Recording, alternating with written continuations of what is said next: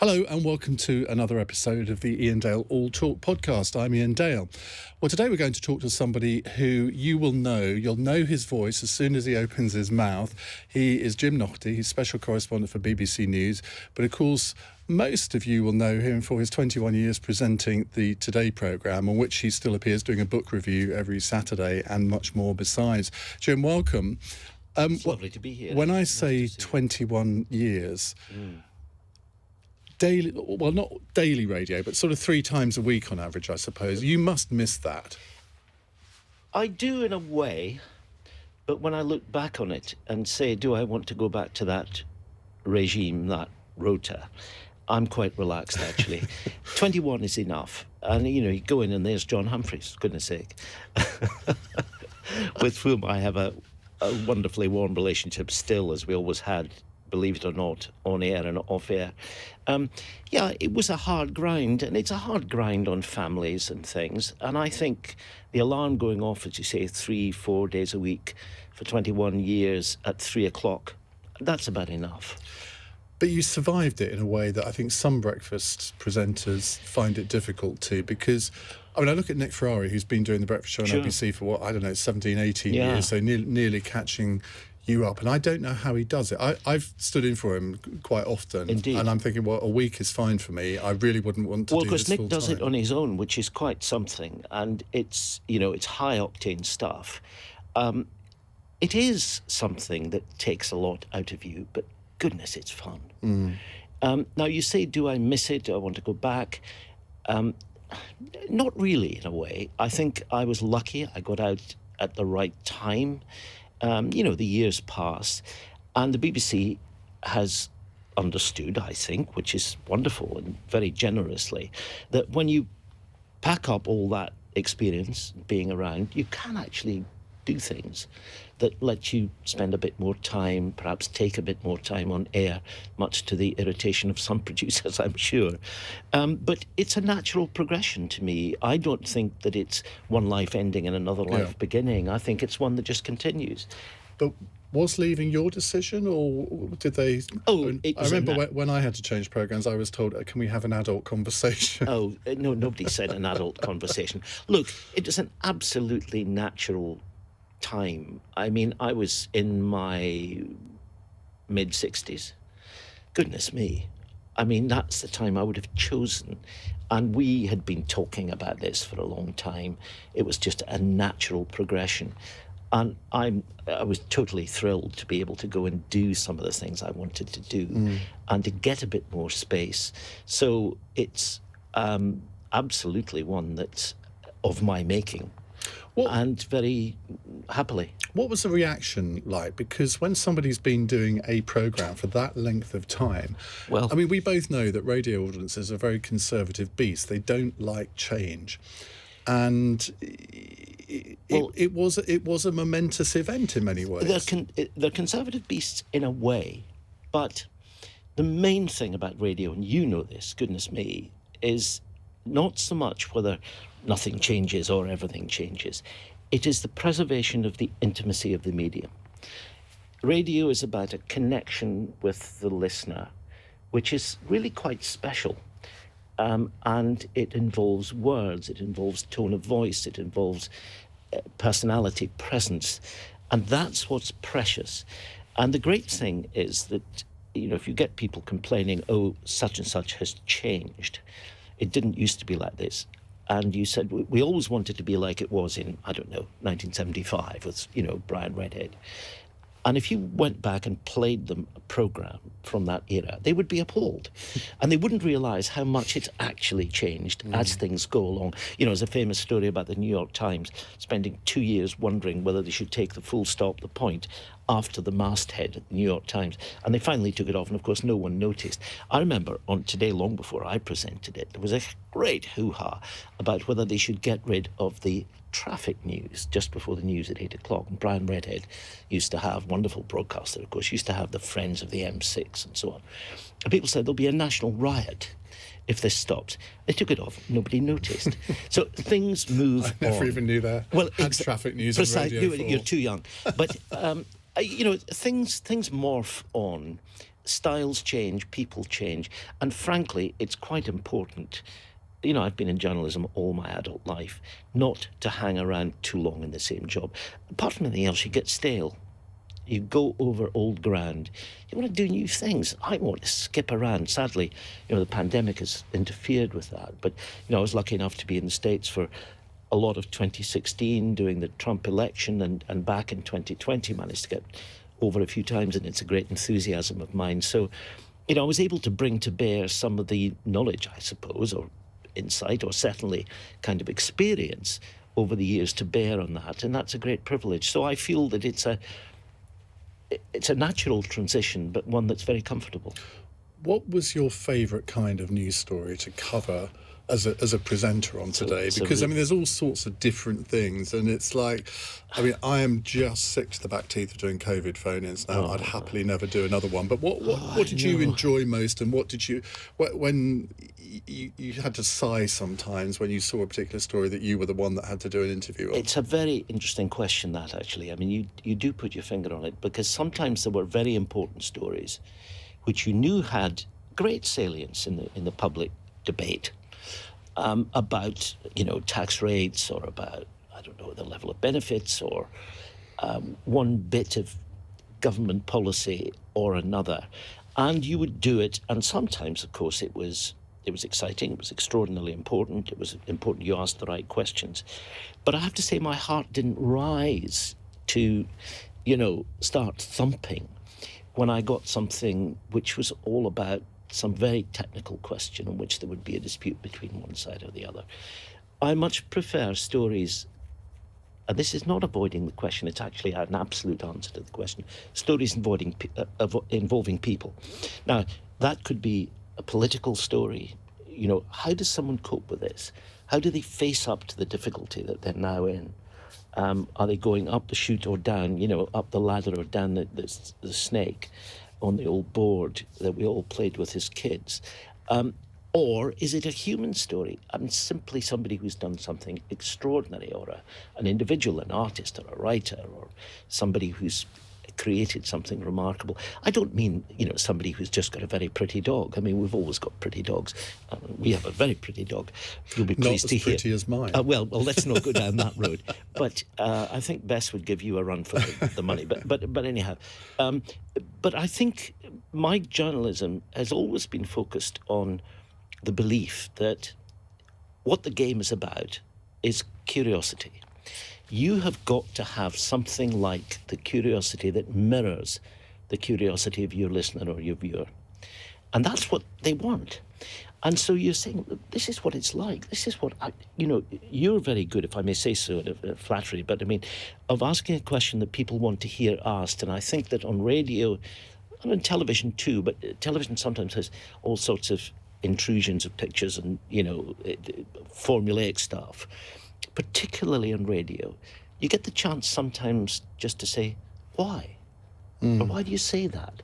And that's the joy of it. And, you know, when you're on the road, and the reason I was terribly happy to move into this phase of my life is that, certainly before the pandemic, it was possible to spend a lot of time, you know, on the road reporting. And what is wonderful about that, which is what drew me to the business in the first place, is that what you're saying to people, especially on radio, and especially if you're in a distant place, let's say in an American presidential election, what you're really saying is, this is what it feels like.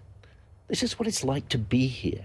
You know, if you watch Trump walking on that stage, or you watch Joe Biden, or you watch Hillary Clinton, whoever it happens to be, I'm trying to tell you, this is how you might feel if you were here. This is what it seems to mean. Now, I'm not, you know, I hope pompous enough to tell them what it should mean, but to say this is what it's like. No, but I always thought you were in your, or think that you're in your element when you're doing that sort of thing, because inevitably when you're in the studio, and presumably you have a briefing from the producers on the section of the programme that you're doing. I don't know whether they sort of have a list of questions or whether you just sort of come up with those. They do, but the trick was, Well, I won't say ignore them, because that suggests that they didn't have the right questions, but they did. No, but the thing is, if you've got a list of questions, the temptation is to just go through them, and that's why I hate having a list of questions. Well, indeed, but sometimes, of course, you have to know, if you're talking to a government minister or something, you've simply got to focus on the question to which the audience wants to hear the answer. Now, it may be a slightly boring question, a rather obvious one, but it's one that has to be asked. So there's all that. But you're absolutely right that beyond that, what fascinates me on radio, really, is storytelling. Now, that might be about politics. It might be about something that's a million miles from politics, or music, which I'm very fond of, or, the arts in general, or books. Or it may simply be somewhere where... I'll tell you a story. I remember being in France for the presidential election when Macron was elected. And the French, as you will know, have a terribly, terribly strict rule about what can be said on the day before the election on the Saturday. So you can't talk about candidates or anything. And the BBC had taken a view, I think understandably, that they should respect this. And I was in France. We were down in the south and going to be coming up to Paris for election day. And we realised we couldn't say anything of any significance for Saturday on the Today programme, because we're not allowed to say, the polls say Macron, the polls are banned at that stage. So I said that Kate Pandy, my producer at that time, was a wonderful woman working in Brussels with Katja Adler. And I said to Kate, what the heck do we do? And I said, look, do you remember, she's far too young to remember, but General de Gaulle said, how can you possibly govern a country which has 362 varieties of cheese? So I thought, let's do a piece into it. So I said, look, going back to the Monty Python cheese sketch, I said, look, go into a shop and I've got to go and do something else. You just go in and get the guy to go around the plate and say, right, well. So we had this wonderful kind of Provençal accent getting, and I said, well, look, let's just sort of do a piece that doesn't touch on politics, but of course it's about politics entirely. So we got on the train and we got the bing bong on the train and we talked about cheese and we arrived in Paris. And somebody rang me up from the programme, it ran at sort of 10 to 8 or something, and said, that's the most marvellous piece about the French election. I said, you realise it hasn't mentioned a candidate, it hasn't mentioned a poll, but it actually tells you about France. And honestly, I think any reporter, you know this, or presenter, just loves it when you can hew something out of the rock that isn't obvious and is different, and that you go skipping into the night. But you have a natural talent for that sort of thing, which I don't think everyone has. I've tried it a couple of times. I know that I'm not very good at it. I remember in 2007 going to Rwanda. Do you remember David Cameron and his sort of entourage went and they did all these social action projects? And I remember filming stuff going to where I think 50,000 Rwandans were buried after the genocide. And I mean, it was okay, but I thought, I'm not sure this is really me. And I remember walking into a room which was just full of human skulls. And then starting to lose it, which in some ways makes good television, in other ways doesn't. But you just had this observational. I keep saying had, and I shouldn't have, because you're still doing it. No. You have this observational talent, which I don't think many people have. Well, it's kind of you to say that. I mean, I hope I do. I understand precisely the point you make. How do you say something? I remember doing a big series on Radio 4, 30 years ago now, on UN peacekeeping, and in the course of it, how does it work? What does it mean? How much is spent? Who goes there? And myself and a great BBC producer of the time, Anne Sloman, spent a couple of weeks in Cambodia. And we went to some of the killing fields. It's exactly the equivalent of the Rwandan picture that you were painting. And there's a place where there's a memorial with a kind of glass funnel full of skulls. And you can see the graves undulating into the distance, the mass graves where the Khmer Rouge buried, countless bodies. And it is extremely difficult. I think the really difficult thing is to avoid tipping into a glutinous, awful, heart-on-sleeve thing. People listening to it or watching it, if you describe it, they will know what it's like. You don't have to tell them, this is absolutely awful. All you've got to do is to say what you see and try to do it in a sympathetic way and in a way that they will understand, in the sense that they know it is coming from your eyes and your brain and your mouth, and not from some, bag of emotional kind of phrases that you've got in your back pocket. And silence is actually really powerful. Silence on the radio. I always think it's the most powerful weapon a radio presenter has, but It you is. very rarely hear it. Well, it's like, they used to say in the Commons, Tam Dale, who was, an old friend and acquaintance, a great old MP, became Father of the House, of course, before he retired. He's no longer with us now. Tam's devastating thing was famous in the Commons in the 60s, 70s and 80s, and far beyond. And of course, he was a thorn in the flesh of Labour governments. He was a Labour MP, as well as Tory ones. And he would stand up and ask. There would be some very lengthy question on the order paper, and the poor old minister would stand up and read out his civil service brief and sit down. And Tam would just stand up and say, "Why?" and sit down. And of course, collapse of stout party. You're right. A moment's silence can be devastating, and it's devastating in two ways. I remember John Humphreys doing an interview with Rowan Williams when he was Archbishop of Canterbury. The height of the preparations, or perhaps just after the invasion of the Iraq War, 2003, 4, that sort of time. And I can't remember what they were billed to be talking about. But at one point, John simply asked a very, very simple question. Not aggressively, but just straightforwardly. And it was about the war. And the pained silence that followed, which John, as the supreme professional, of course, knew not to interrupt, told you everything.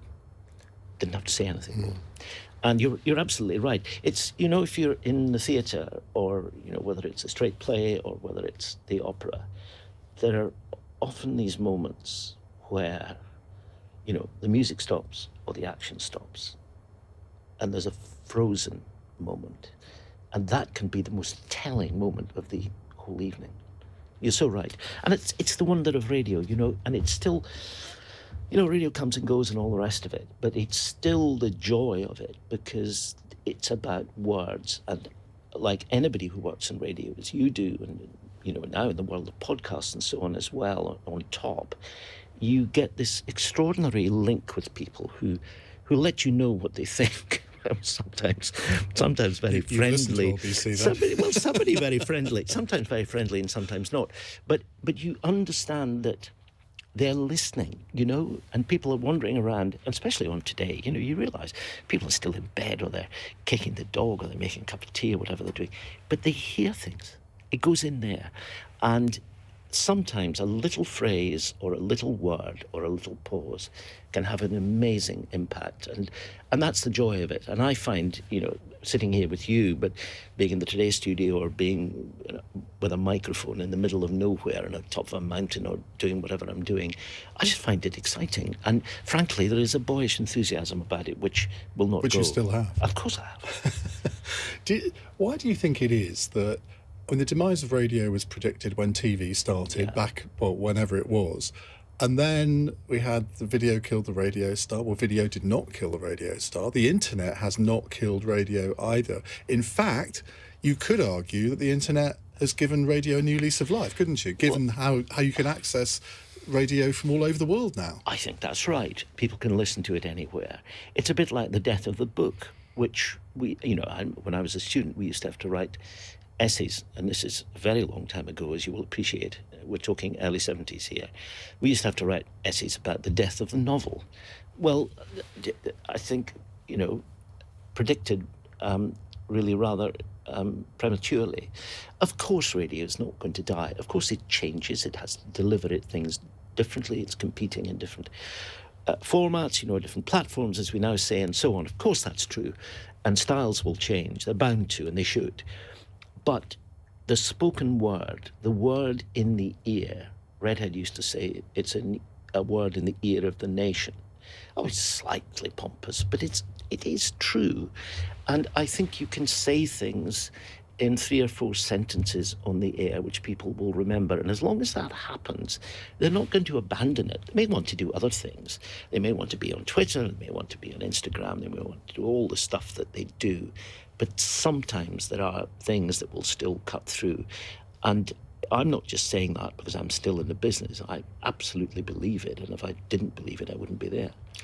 Now, I'm old enough to remember you as a lobby correspondent in the lobby. When did you decide that journalism was something that you wanted to do as a career? I sort of knew, I think, Iain, when I was at school, basically in the 60s. I was always keen on, I don't know, storytelling. And, I read English at university, and I wanted to be a reporter. And by the time I was going through my student career, I knew that's where I wanted to end up. And I remember going to the university career service, and they said, it was an obligatory sort of interview, the kind that we all had to do. And they said, well, what do you want to do? And I said, well, I want to be a journalist. And they sort of laughed, and said, well, everybody says that, but come on, let's be serious. Did they say that, though, in those they days? did. Oh, yeah. I mean, it wasn't completely contemptuous, but they said, look, it's not really very easy. And they said, look, if you can't do that, what do you want to do? And I said, well, publishing might be quite fun. And they laughed even louder. And I was lucky enough to get on a training course at good old Thomson Regional Newspapers, which existed in those days and ran the newspapers in Aberdeen and Edinburgh and Cardiff and Newcastle and elsewhere. And they had a great training scheme, one for graduates, one for school leavers. And I got on the graduate scheme. And I just knew I never wanted to do anything else. I wanted to write stories in newspapers. I thought you said I knew I never wanted to do a proper job. Well, I just loved it. And there was an interruption because I got a chance to go to the States on a scholarship in 1973-4. And I were you there for Watergate? I was there for Watergate, God. and I rang them up and I said, look, I'm afraid I've got this chance to go and I'm going to take it, but would you keep my place on the course open for next year? Give it to someone else and I'll come back. And very kindly, the paper in question, the Press and Journal in Aberdeen, it was my local paper, said, yeah, that's fine. And I went, I was a student there during the Watergate year, and I was in upstate New York, and we invented a project, a bunch of us, which involved interviewing reporters in Washington about covering politics in this tumultuous time when American democracy was trembling. And so we spent a good deal of the year in Washington. And I left the States to come home the day before Nixon resigned, actually. He resigned on my birthday, or at least the resignation was confirmed on my birthday. But I saw a lot of it. And it was a heady time. I had gone there in 1970 first as a travelling student, did the old thing that we used to do, going around on a Greyhound bus for a month, worked I was an assistant salad chef in a kosher hotel in the Catskill Mountains. I mean, it's a book in itself. But we then went round America, and I kind of fell in love with it. And I've had this on and off affair with America ever since. There's a wonderful motif that I have in my head about America, which is from, you're probably able to remember just Alistair Cook's majestic series on America on television, which broadcast in the early 70s. And it was a kind of sweeping history, beautifully filmed and, of course, majestically scripted, about the country that he loved and of which he'd become a citizen. And in almost the last shot, he looked at the camera with that quizzical expression that we all knew so well, standing in some cornfield somewhere, or maybe outside Thomas Jefferson's house in Monticello in Virginia, I don't know. But anyway, he looked at the camera and he said, in this land of the blandest cynicism and the most persistent idealism, the race is on between its decadence and its vitality. Beat that. And I think that balance between decadence, excess in everything, and the sheer vitality, the inventiveness, the ability to change course and all the rest of it, the yin and yang of those forces in American society is something which I still find absolutely fascinating. And of course, it's there in the literature, it's there in society, it's there in its politics. And I think it's it's in many ways the greatest show on earth. It's not always pretty. In fact, it's sometimes quite ugly. And I think now, and I know you've just put together an extraordinary collection of pieces on American presidents, and I think it's at a very troubling stage of its history. And the curious thing, which you know, having read all the pieces that you commissioned on the presidents, some of them, long forgotten, but some of them, of course, great and memorable figures, from Lincoln and Teddy Roosevelt and FDR and Kennedy and Johnson and Reagan and Clinton and all the rest of it.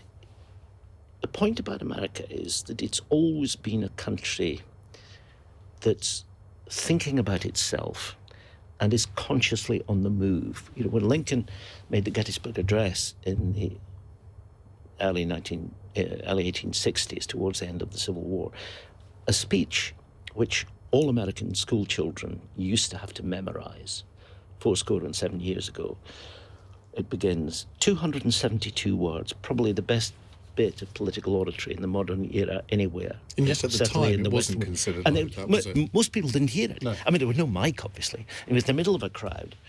And suddenly people realised that there was an essence there, because what he said was, this is a test, the civil war in which they were now engaged, about whether a nation conceived on the principles that had been laid down in the Declaration of Independence and the Constitution can long endure.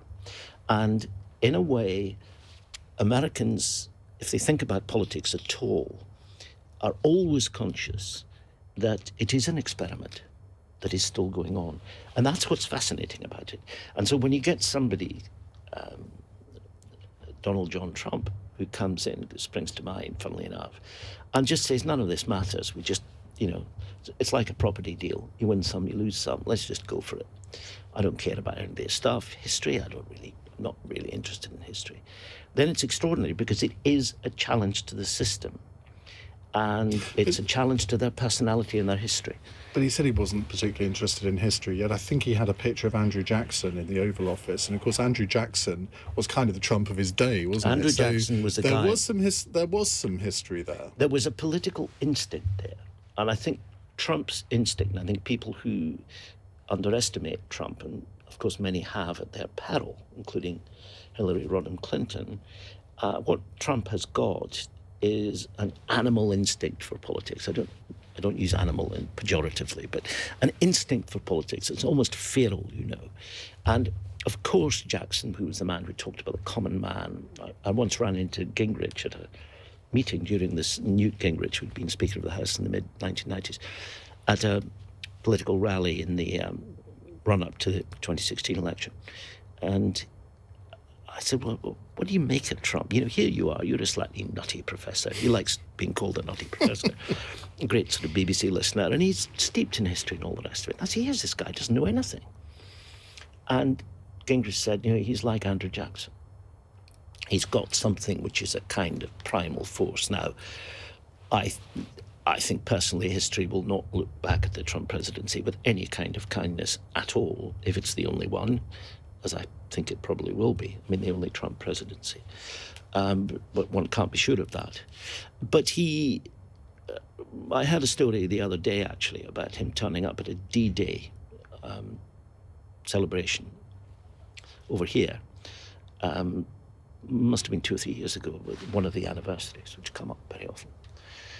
And to the embarrassment of the military guys who were there, the president had to be briefed beforehand, not just about the particular significance of the day or the particular beach and so on and so forth, but really about what had happened on D-Day, in which, of course, a vast number of Americans were involved and died, and were committed through the, extraordinary commitment of FDR.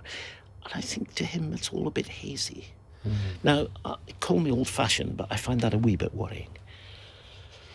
Well, I remember going to the DDay Beaches, what would it be, 1994, the 50th commemorations, when Bill Clinton was going to speak. And of course, everyone remembered Reagan's Point au Hoc speech in 1984. Right. And everyone thought, Clinton, he's not going to be able to match that. Oh, but he did. But that was a speech and a half. No, I remember. But, these things, you see, look, somebody in the States said years ago, reporters are guys who cry at movies. And there's something in that. I mean, I think one of the ways that you can find it possible to tell people what it's like to be there is to feel it yourself. If you don't feel anything, if you're completely cynical, you never will. I remember doing one of the D-Day, gatherings for television, BBC Television Live. The Queen was there and so on. It was one of the big ones. And of course, everyone knew that the number of people who would be able to come who had been veterans was shrinking very, very fast. And there probably wouldn't be another big one. It was one of the last. And I remember we had to sort of go through rehearsals for this about what was happening on at the moment when it all occurred and when the Queen came and all the rest of it. And we had to sort of film the preparations and go through it. And I was didn't have it scripted, I was just trying to find words.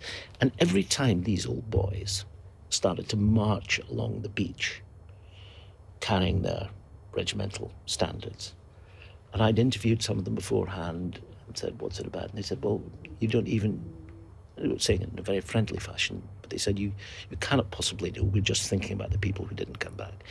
And to watch them marching along that beach, I mean, I find myself very, very, it was very difficult to speak. Yeah. Now, the thing about that, and so I understand exactly what you mean about the Clinton speech, which was extraordinary, I remember it, although I wasn't there. If you don't feel that, if you're just putting on some, professional carapace that makes you impervious to all that stuff, you won't deliver. Now, you can't tip over into gushy emotion. You're not doing Strictly, you're doing, a public event. But if you don't feel it and don't let some of that show, I think you're doing a disservice to your listener, actually. And the trick is just finding the word. You search for it. And sometimes it pops up. Did that ever happen to you while you were interviewing somebody? You mean finding it difficult? Or to sort of slightly tear up and have to stop for a second to gather yourself? I think so. I mean, I can't just off the top of my head think of an obvious example where it all went wrong. I mean, I could think of times when it all went wrong. We'll come on to those later. But not in that particular way. But one of the things that I've always felt about politics, for example, and, as you said, I worked at Westminster for 10 or 12 years before I joined the BBC full-time. And so I was, moving around with all these people. And, of course, it was before mobile phones. It was before, laptops and anything else. I mean, I used to file my copy to The Guardian standing in a little phone box in the press gallery and doing it, straight down to somebody who would take down the words on paper and who would, when you pause to think of the next paragraph, there would be a moment and then the voice would say, is there much more of this? Anyway, we got through it. But what fascinated me about that whole game, if you like, and I don't use that in a dismissive way at all, was that I always was conscious of the thin line that people at the top in politics are treading. That darkness is always just a step away, not because of some awful malfeasance or corruption or anything else, although obviously sometimes that happens, but just because that's the way the world is. Sometimes you fall off. And, the higher you rise, the more certain it is that you're going to fall. And I wrote a book about the relationship between Blair and Brown in the early 2000s. The rivals. The rivals, exactly. And, it caused a certain amount of difficulty in relationships, as you can imagine. But With both of them? No, with one of them. I can't imagine which. I'm being very honest. But the thing about that, what fascinated me about that was that that the closer a relationship becomes, and it was extraordinarily close in the early years, and it delivered them, untrammeled political success in terms of a majority of 169, whatever it was in 97. The more close it is, the more bonded they are, they both know the more painful it is going to be when they break. And, was it Lloyd George who said there are no friends at the top? And it's true, there is a cruelty built into it. And I've always found that fascinating. It's the fascination that you find in a great novel or in a great opera or in a poem. I mean, it's that awful conflict between the drive to succeed and have friendships and make everything good, and to know that the more you succeed in doing that, the more certain, certainly in politics, it is that the pain won't be there in the end. How did you find the transition from print to broadcast? Funnily enough, natural. I had done bits and pieces for Radio 4 and other broadcasters in the 80s when I was working in Fleet Street. I presented Week at Westminster and Radio 4. I'd done some documentaries. So I kind of felt that I could speak on the radio. But was it something that you worked towards, or no, it just sort of wasn't. happened? No, it wasn't. I mean, I was. In fact, I got a letter from the then editor of the World at One, Martin Cox, who's a great man and no longer with us sadly now. And Martin wrote me a letter, and I sort of vaguely knew him, not intimately, in '87, I suppose, early '88, saying, beautifully handwritten letter saying, "Would you like to think about the World at One," and so on. And I put it aside at home, and my wife Ellie, who had been a producer on the World at One and PM and Newsnight and all the rest of it, had a considerable BBC career long before we knew each other. A couple of weeks later, she said, "Well, why have you responded to Martin Cox's letter?" And I said, "No, I said he wanted me to do some holiday relief, So anyway, he said, "Well, look, why don't you come and have a drink in the pub in Whitehall, Clarence, whatever it is." So I said, "Hello, how are you?" And he said, "Well, what about my letter?" And I said, "Well, it's very kind of you. I mean, I'd be able to fit it in, with being chief political correspondent of The Guardian." He said, "No, I don't think you understand. I'm asking you to be presenter of the World at One." I just sort of fell off the stool. I said, "What?" And he said, "Yeah, I think it'd be fine." So, goodness me. Anyway, I didn't hang around and decided this would be great. And, I had to learn a lot. But honestly, Iain, I mean, the use of words on the World at One at that time, and I'm happy to say still today, you were actually writing the front page of the old Evening Standard when it was a real newspaper. And in fact, Bob Carville, great figure in Fleet Street, I went to see Bob, who was still in the lobby at that time, and said he was smoking his pipe just before PM's Questions. One used to be, as you remember, Tuesdays and Thursdays in those days. And Bob was sitting there, and this is a sage old guy, gravelly Scots voice, wonderful man.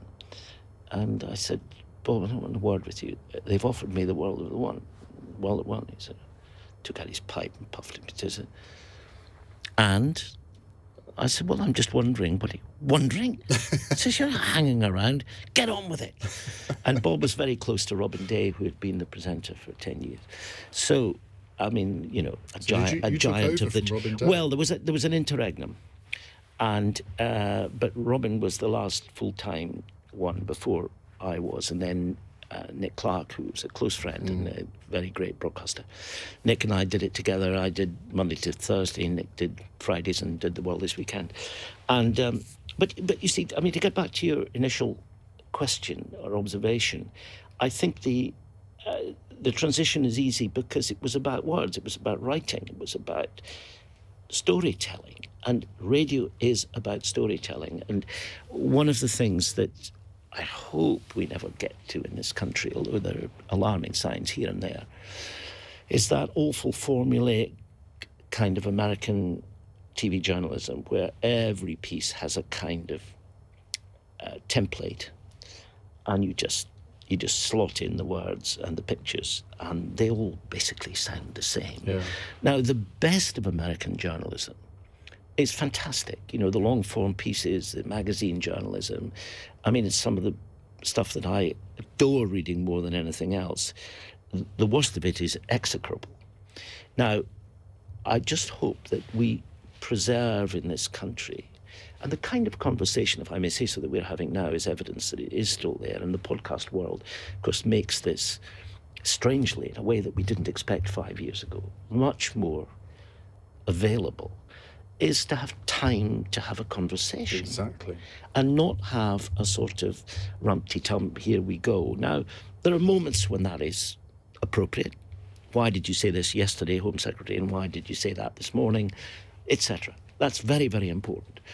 And people need to be made to answer for what they've said. However, the texture is what gives people a proper public discourse. It's what gives people the ability to think about their country and about their vote and about the people they put into Parliament. I mean, that sort of tapestry of thoughts, reflections, and the subtleties of public life are the things that make a difference between a kind of crude and, frankly, veering towards authoritarianism kind of political system, and one that is sensitive to people's needs. It's interesting you say that, because I think on some programmes, today would be one example. I think 5 Live programmes, possibly less so, but the structures of today are more or less set. You have particular things that happen at a particular time. And you must have found that, if you were doing a really interesting interview... I know. And the weather. And then suddenly... I know. And next, it's thought for the day. I mean, I would be tearing my hair out. Well, you haven't got the flexibility. Of course, have you? Of course, you tear your hair out. But the truth is, look, it's no You've still different. got more than me, though. Yeah, it's no different from writing for a newspaper where the chief sub rings you up. In my case, at 9:20, let's say, on The Guardian, when my copy was due in at 9:10. But anyway, we'll leave that to one side.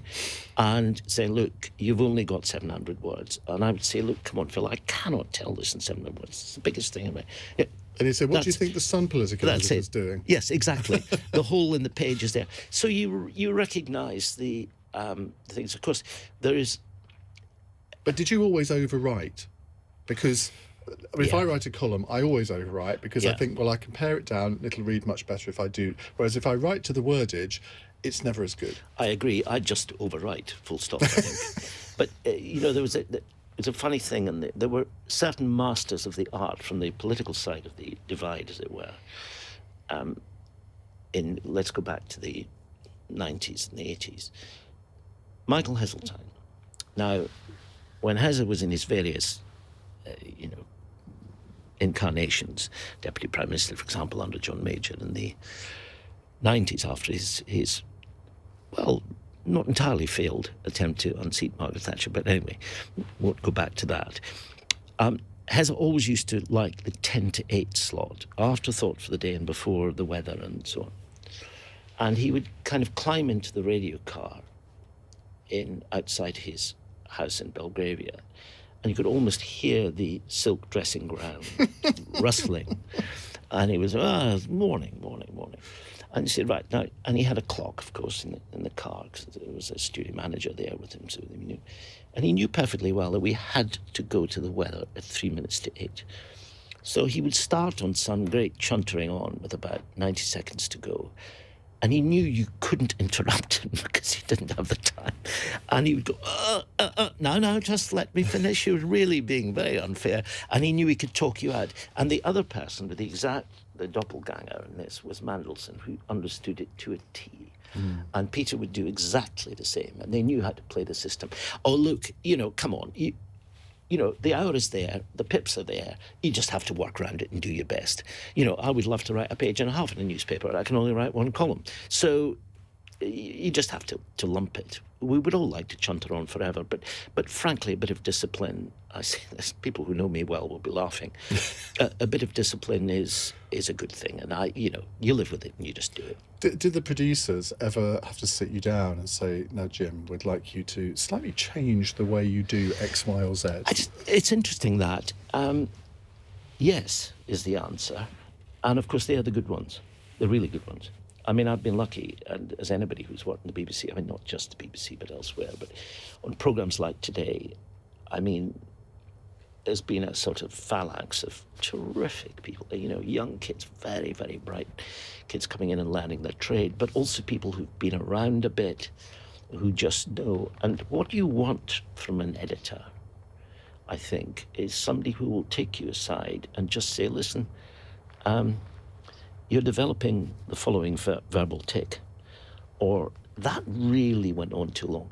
And I had one editor who would occasionally sit me down and say, we're going to listen to this again together. Now, he wasn't doing it like a kind of head teacher, sort of slapping me in the bottom or anything like that. It was, not that these things would be allowed now.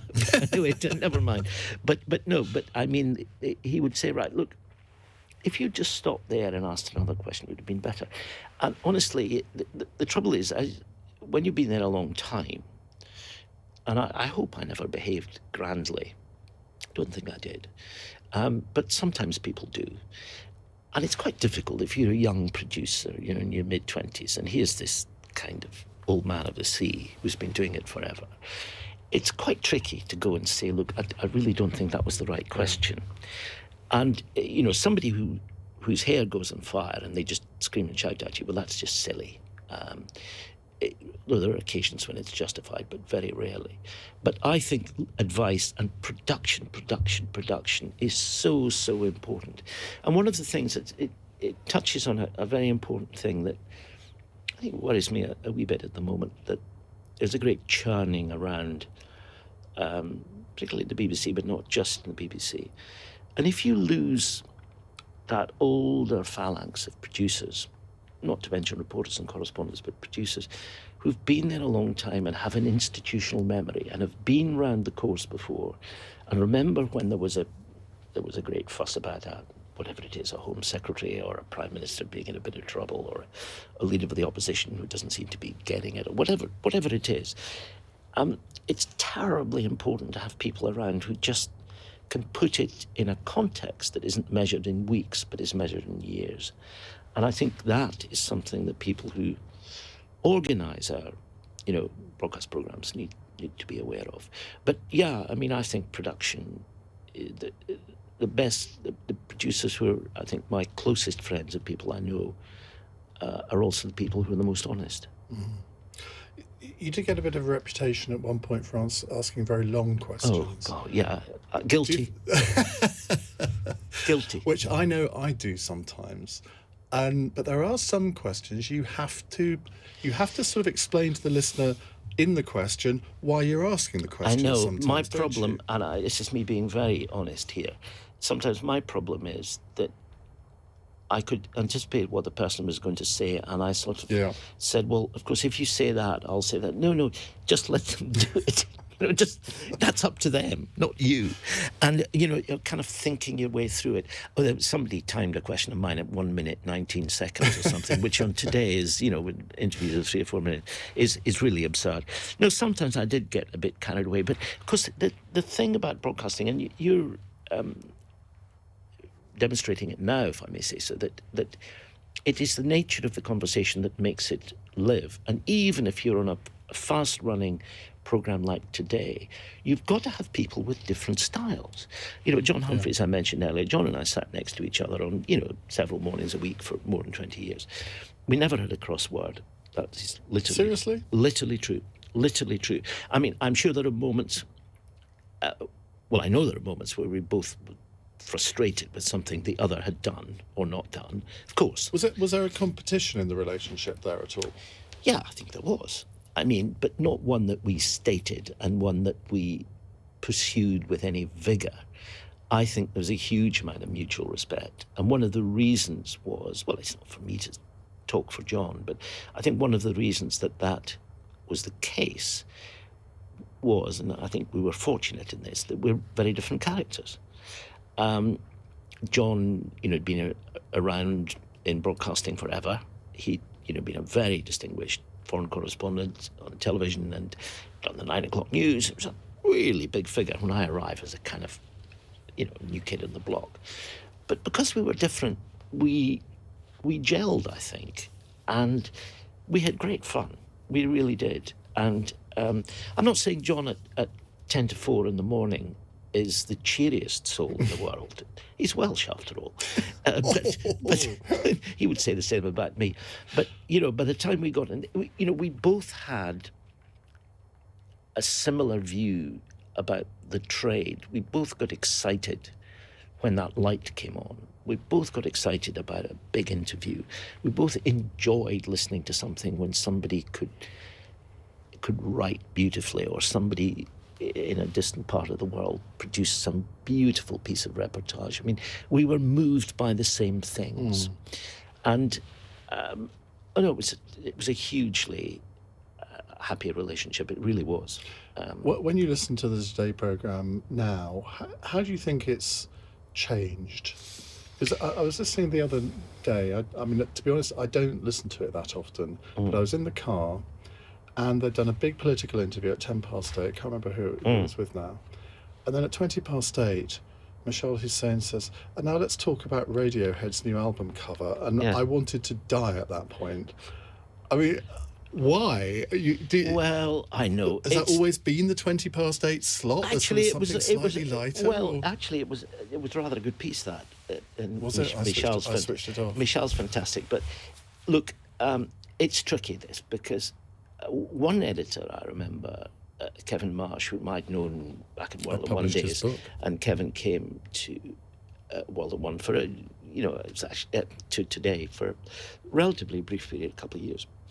And he used to say, in planning the next day's programme, he would say, have a kind of grid, and just before the sport at 8:25, let's have best piece of radio. In other words, something that would take you away from the kind of heaviness of the 8:10, which is about, vaccines or deaths in Afghanistan or whatever it happens to be. Let's just, whatever comes after that, it's got to sing. Now, the trouble is, if that becomes too much of an obsession, then it doesn't work. But he was absolutely right. It's all about the ebb and flow and the light and the shade. The point about DDay is that it is a news programme, and if it isn't a news programme, it dies. It's not a magazine programme, it's a news programme. People have got to know that if they're going to listen to this, maybe dip in and out, which of course a lot of people do and have to, goodness sake. The number of people who turn on at 6:01, turn off at 9:01 is, that is not the whole audience. But what it's got to have is a little bit of light and shade. If it's, especially if the news is grim, if it's people dying of COVID and stuff, Afghanistan and refugees and migrations, if you give people a whole hour of that, they're going to go and jump in the river, So you have to do it. Now, whether you get that right on every occasion, I mean, you can't, but you can try. And so I know why that Radiohead thing might have made you feel, goodness me, they're doing this just for the sake of it. Well, if it had been ABBA, it would have been fine. Well, you see, there we are. But when you listen to the DDay programme now, or do you listen? Because often people who presented a programme for a long time find it a very difficult thing to do. No, I follow it. And obviously I know all the presenters, and, But how often do you find yourself thinking to yourself, oh, I wouldn't have done that like that? Oh, all the time. But we all do. I mean, of course we do. When I was on the programme, I mean, people listening at home, fellow presenters would be saying, ooh, that was a bit, do you think you should have said that? Or why didn't we do that? And I'm constantly thinking, I mean, it's 5 years since I presented the programme, full-time presenter. And I'm still saying, well, now that they've done that, that must mean that something's happened. I mean, you just know. But the thing, of course, you realise is that it's like a newspaper or any outlet. Times change, styles change, the mix of people changes. There are things that you would never have been able to say in the 70s, 80s, which we routinely said in the 90s. And the same is true now vis-a-vis, 20 years ago. One of the things I've got to remind myself about is that if I talk to young producers, very bright people in their 20s or early 30s in Broadcasting House, they don't remember Margaret Thatcher. No. At all, except as a historical figure. I mean, they know she's not a contemporary of Henry VIII, obviously, and they might know quite a bit, and obviously their parents and so on. But to me, like you, this era was just electric. And, I can see her now, I can hear her now. Blair, I was working with a producer the other day, a very bright producer in Scotland. I mean, we were there together. He works in London. And he was born the year before Blair took power in 97. Now, I was, to put it mildly, a grown person when that happened. So, you're constantly having to remember that, wait a minute, we're not still in that era. We've moved on. I noticed that when somebody famous dies, a sort of actor or comedian from the 1970s, and I have to explain to my 23-year-old producer, trust me on this one, our audience will know who they are. It is, I know. One of my favourite stories about this is Mark Damser, who was a very distinguished controller of Radio 4 and had been deputy head of news before that, is now in retirement from a mastership in Oxford. He's chair of the Booker trustees. Mark was deputy head of news and was interviewing for a new political correspondent at Westminster, a member of the team. I remember him telling me in horror that there's a trick in BBC boards where they're appointing people that you ask a question at the end, so-and-so has died, what would you do on air? Who would you ring up? What would you have on? Just to see what they would, thinking on their feet. And the question in this board had been about 2000 or something. The question was, Lord Carrington has died. What would you do? And I remember Mark saying to me, in utter horror, I'm talking out of school here, but anyway, he said the nearest anybody came to a decent answer was somebody said, didn't he have a good Falklands War? Now you and I remember that it's probably the last, it's not the last principled resignation in politics, but it's the last big one as Foreign Secretary. He resigned because of the invasion. But, even at that point, in less than 20 years, it had just slipped, said, well, former Secretary General of NATO. How did Chris Mason get the job? I think Chris Mason's fantastic, by the way. He is fantastic, and I can guarantee you that he'll be listening to this podcast because he listens to all the ones I do with radio people. Chris, you see, Chris is a very good example about somebody who understands the medium of radio. Yeah.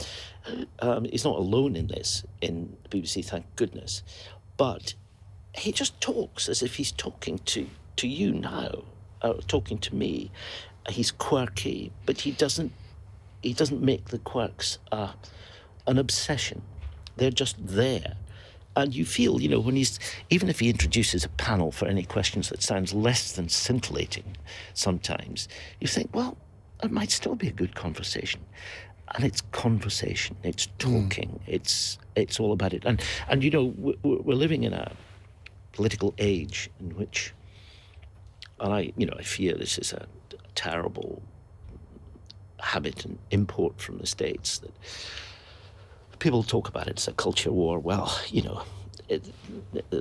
that's just a sort of label, but we know what it means in one respect anyway. What it means is a deep, deep, deep political divide in which if you're in the middle and you don't want to be raucous and absolutist, you're lost. You've got to take a position. It's one of the reasons why the BBC at the moment is finds itself in an awkward position, because we're in a culture driven by social media and driven by, I think, the American experience in many ways, where you're just expected, you've got to be on one side or the other. There's nowhere else to be. Well, I'm afraid there is. And that's where we should be. But anyway, leave that one to one side. But the difficulty is that if you succumb to the idea that everything has got to be absolute in terms of its starting point and its purpose, and it's got to be on one side or the other, then you start to chip away at the kind of proper discourse that normal, intelligent, well-informed people not only want to have, but should have in order to inform just what we do in our daily lives, how we run our society, how we deal with our neighbours. And I think that if we get into this terribly vicious cycle of division, it's very bad. And that's why, just going back, we started this on Chris, and I think he's a very good example, but there are many, many others. They're not interested in getting into that game.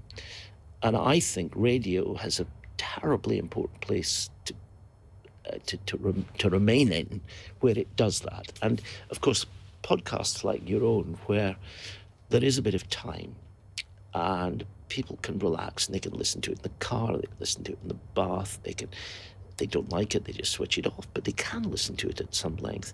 I think it's a terribly healthy development, and it's breathing some life back into the trade, because as you said, people always say, oh, well, radio's dead, or the book is dead, or, the movies are dead, and we're all just going to do everything on smartphones. None of it is true. Words are not dead, and they won't die, and as long as they're there, we're okay. Talking of words, everybody is waiting for me to ask you about you-know-what. Well, I'm very happy to talk about it. The Jeremy Hunt incident, just take us through it, almost like second by second. Well, I will take you through it. What happened? We can swear on this podcast, but I don't like using that word. No, well, that's fine, I won't. He was culture secretary, which of course was the problem. And he was being interviewed. I was presenting the programme with Evan Davis, when Evan was on Today. And now, talking of people who can use the medium of radio, I mean, Evan is absolute master. Anyway, Evan and I were there. Now, Jeremy Hunt was the 8:10 interview, but he couldn't do it live for some reason. I think he's probably doing television or something. Anyway, so Evan had to go out of the studio to pre-record this interview. So I was alone in the studio with Rory Morrison, sadly the late Rory Morrison, who's going to read the news, and the guy from the newsroom, Matt, who was going to pass him the scripts for the news. And so I did the interview afterthought for the day, and then we had to do, I introduced the weather person who was in another studio, and then you have to do a little trail before the pips. And normally this flip-flops between presenters, because I was on my own and Evan was out, so it was all a bit of a kerfuffle. Anyway, I said, well, and after the news, we'll be talking to the Culture Secretary, Jeremy Hunt, except I didn't say Hunt. Now, and I sort of stopped, and of course it then went kind of straight into the pips.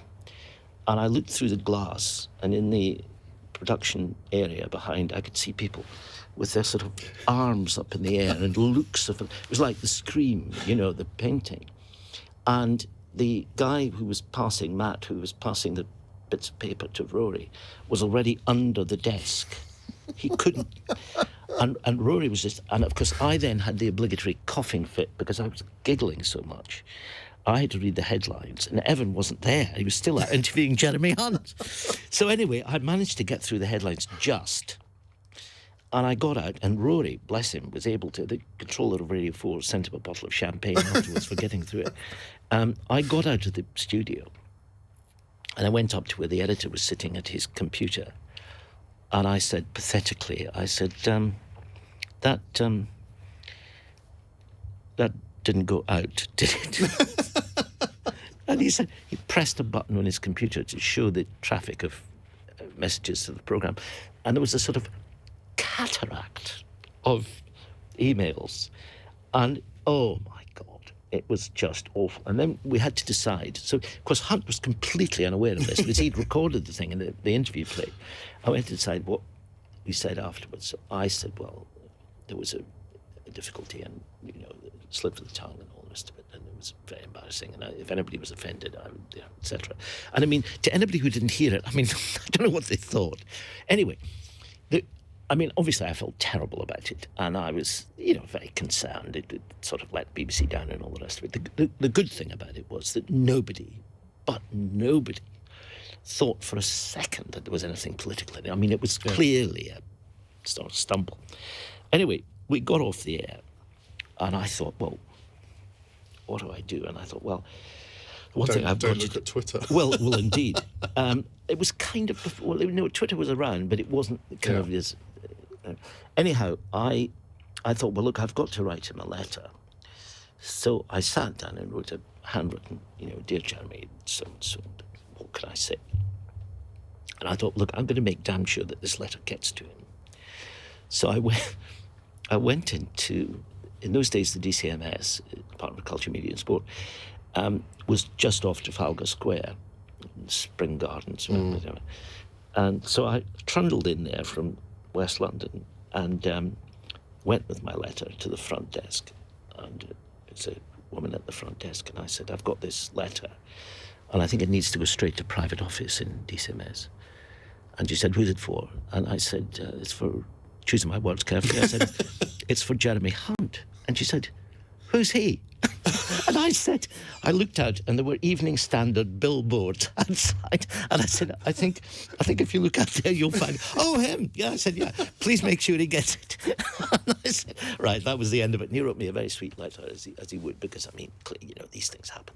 But it was, one of the funny things, Iain, about this is, you know, I spend a lot of time very, very happily going to sort of book festivals and that kind of thing, which is, you know, rather like kind of thing we're doing today, or rather like Radio 4 book festivals, are great sort of centres of discussion and argument and fun and insight and discovery. You know, they're great bits of our social architecture at the moment. Anyway, I go to a lot of these, and you know, you're sitting there with an audience of Radio 4 listeners, a lot of white hair, a lot of very well-turned-out ladies, and someone will always ask this question, and they're all falling about.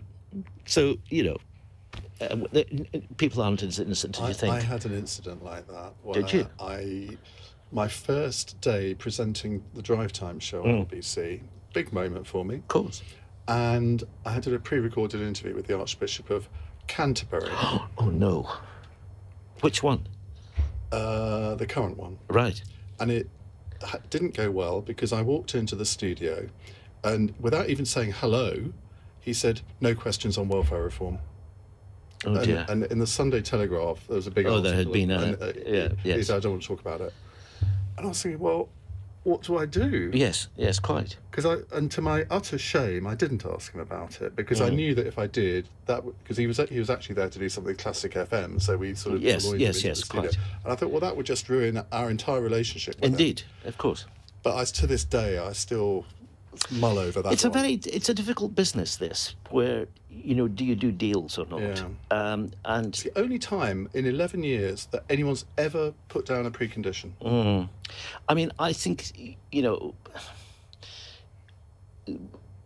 anybody who tries to insist on something like that on today used to be, you know, no. On the other hand, you would often have a situation where, let's say, a government minister, particularly almost always a government minister, was coming on to discuss issue X. And he or she or their press office would say beforehand, look, he or she's not going to talk about X because they're not briefed.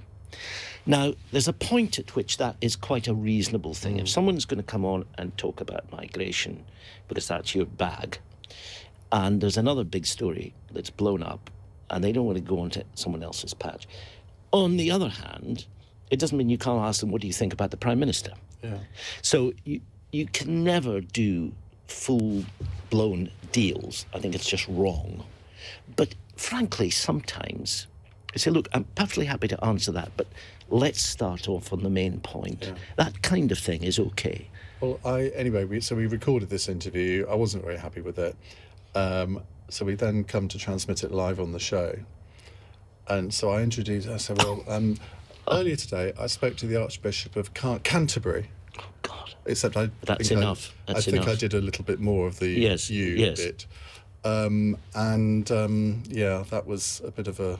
got made for page 4 of the Daily Telegraph. Anyway, look, it's been an absolute pleasure to talk to you. We could go on for another hour, and maybe we will one day. Well, Iain, it's an absolute pleasure. I mean what I say when I think this kind of conversation is what makes this old medium of ours important. And, you know, it's been an absolute pleasure, and any time. Thank you very much, James Naughtie. All the best. Join us again next week for another edition of Iain Dale All Talk.